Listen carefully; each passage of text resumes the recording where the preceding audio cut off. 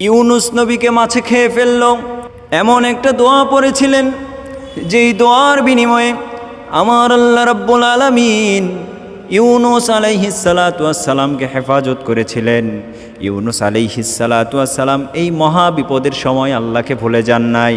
এই মহা বিপদের সময় তিনি জোরে জোরে বললেন, লা ইলাহা ইল্লা আনতা সুবহানাকা ইন্নী কুনতু মিনাজ জালিমিন।